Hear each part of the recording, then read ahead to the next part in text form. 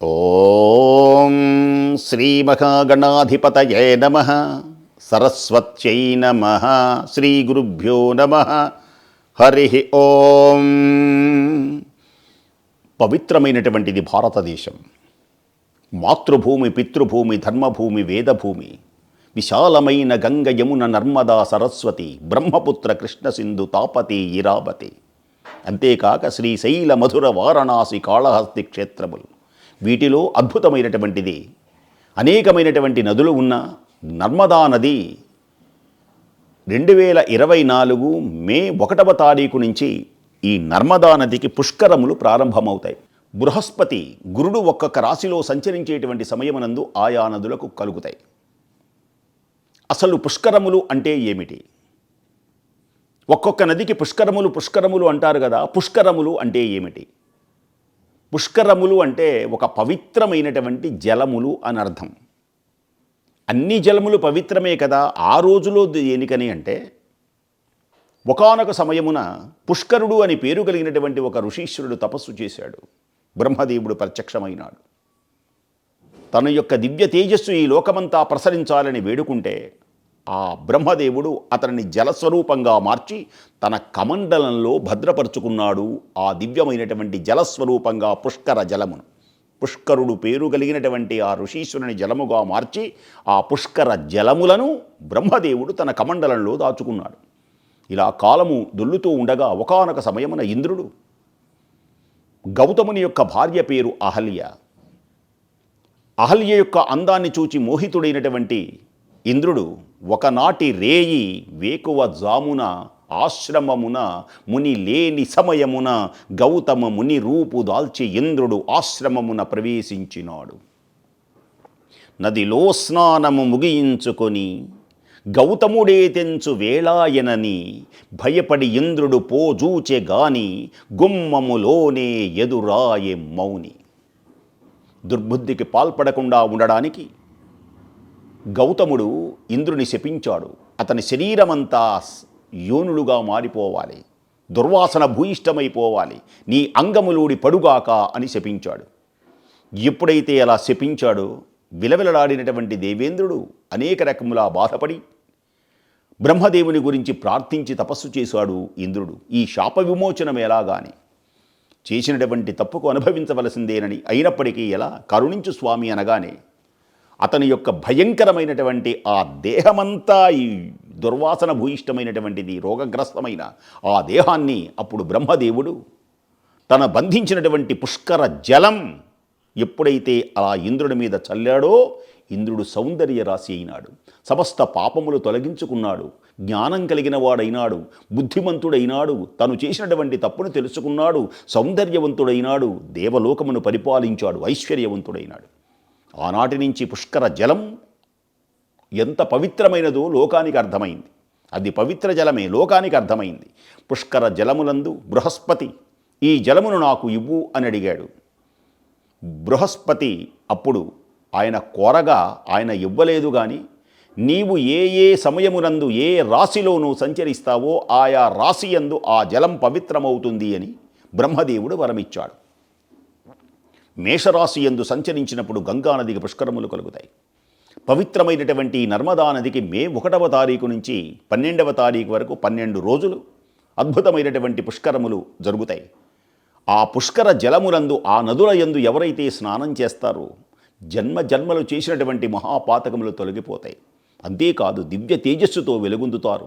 ఈ సమయమునందే పితృదేవతలకు తర్పణములు ఇవ్వడం, పుష్కర సమయమునందు ఏ ఏ దానములు చేయాలో ఏ ఏ విశేషములు చేయాలో శాస్త్రవిధి చక్కగా తెలియచేసింది. పుష్కర జలములందు ఆ నది దగ్గరికి వెళ్ళి ఆ నదిని ప్రార్థించి ఆ నదిలో స్నానం చేసి అనేకమైనటువంటి తర్పణములు ఇచ్చి సంధ్యావందనమే కాక తన గురుదేవులు చేసినటువంటి ఈ దివ్యమైనటువంటి మహామంత్రములను అనుష్ఠించాలి. ఆ జలములతో ఆ పితృదేవతలకు తర్పణములు ఇవ్వాలి. ఉత్తములైనటువంటి గతులు కలిగించేటువంటి అదృష్టం ఈ జన్మకు మనకు కలుగుతుంది. అలాంటి పుణ్యమైనటువంటి నర్మదా నది సమీపంలో ఈ నర్మదా అనేటువంటిది సహజంగా మనం పుస్తకాలలో చదువుతాం. నదీ నదములు అని, నదీ నదములు అంటాం. నది అంటే ఏమిటి, నదము అంటే ఏమిటో మీకు వివరిస్తాను. నది అని దేనినంటారు? రెండూ నదులే. మరి నదీ నదం అని ఎందుకన్నారు? మన గుర్తు కోసం. నది అంటే పడమట నుంచి తూర్పుకు ప్రవహిస్తాయి, వీటిని నదులు అంటారు. నదములు అంటే తూర్పు నుంచి పడమటకు ప్రవహిస్తాయి, వీటిని నదములు అంటారు. అందుచేతని నదీ నదములు, నదములు అంటే పడమటకు ప్రవహిస్తాయి, నది అంటే పడమట నుంచి తూర్పుకు ప్రవహిస్తాయి. ఇప్పుడు ఉదాహరణ కృష్ణానది, గోదావరి నది ఉన్నదనుకోండి, అది ఎక్కడో పడమట కనుమలలో పుడుతుంది, కానీ తూర్పుకు ప్రవహించి బంగాళాఖాతంలో కలుస్తుంది. ఈ నర్మదా నది తూర్పున ఉదయించి అద్భుతమైనటువంటి ఈ అరేబియా మహాసముద్రంలో కలుస్తుంది. ఇక్కడనే అనేకమైనటువంటి పుణ్యక్షేత్రములు, ఓంకారేశ్వరం దగ్గరలోనే ఉన్నది. ఈ నర్మదా నది ఒడ్డునే, ఈ నర్మదా నది ఒడ్డునే పర్ణశాలలు, యజ్ఞశాలను నిర్మించి బలిచక్రవర్తి యాగము చేసిన పవిత్రమైనటువంటి ఈ తీర్థము దగ్గరనే, ఈ నది దగ్గరనే, ఈ ప్రదేశమునందే వామనుడు వేషంలో మహానుభావుడైనటువంటి విష్ణుమూర్తి వెళ్ళి 3 అడుగులు దానము కోరాడు. 3 అడుగులు దానమిచ్చినటువంటి పుణ్యమైనటువంటి నది ఈ ప్రదేశంలోనే నర్మదా నది అంటారు దీన్ని. ఈ నర్మదా నది ఒడ్డునే బలిచక్రవర్తి అద్భుతమైనటువంటి యాగము చేసినప్పుడు 3 అడుగులు ఇస్తే ఆ మహానుభావుడైనటువంటి వామనుడు ఇంతింతై వటుడింతయై మర్యుతానింతై నభో వీధిపైనంతై తోయద మండలాగ్రమున్న కల్లంతై ప్రభారాశిపైనంతై చంద్రుని కంతయై ధ్రువుని పైనంతై మహర్వాటిపైనంతై సత్యపదోన్నతుండగుచు బ్రహ్మాండాంత సంవర్ధియై.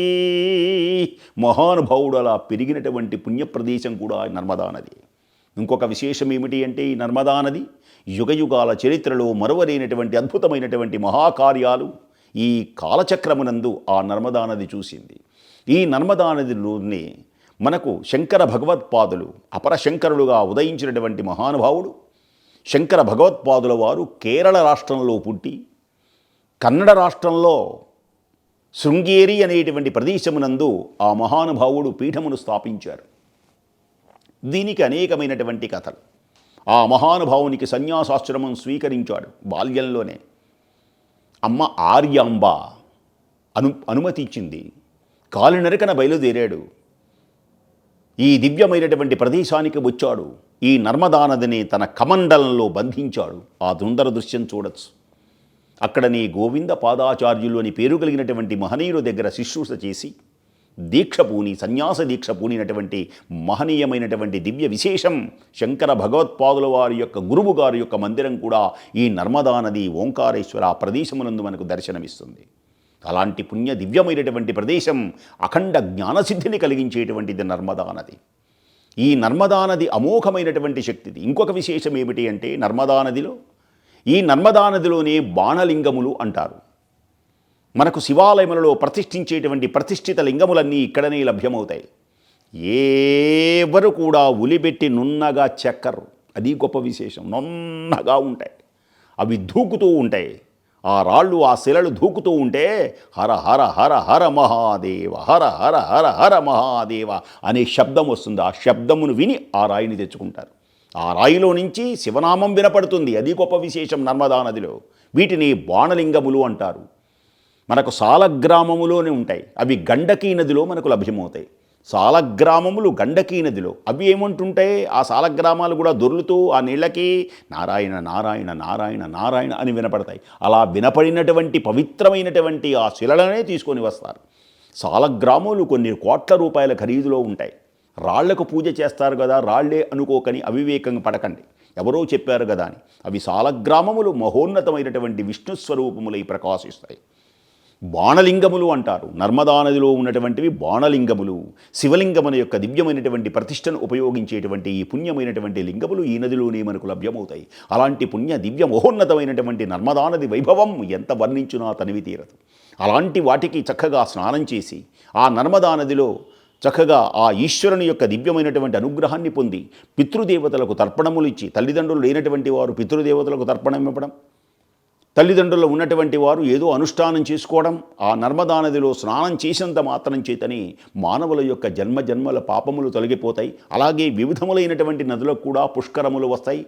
అలాంటి పుష్కరముల యందు స్నానం విశేషమైనటువంటి ఫలితాన్ని ఇస్తుంది కనుక అట్టి దివ్య పునీత మహోన్నతమైనటువంటి నర్మదా నది యందు మానవులందరూ ఆ పుష్కర స్నానములు చేసి అందరూ తరించి ఆ నర్మదా నది యొక్క దివ్య వైభవాన్ని ఒక్కసారి మనస్సులో తలుచుకొని శంకర భగవత్పాదులు సంచరించిన పుణ్యప్రదేశం, శంకర భగవత్పాదుల వారి గురువుగారు తపస్సు చేసినటువంటి పుణ్యప్రదేశం, వాటిని సందర్శించి మానవులందరూ తరించెదరుగాక. స్వస్తి.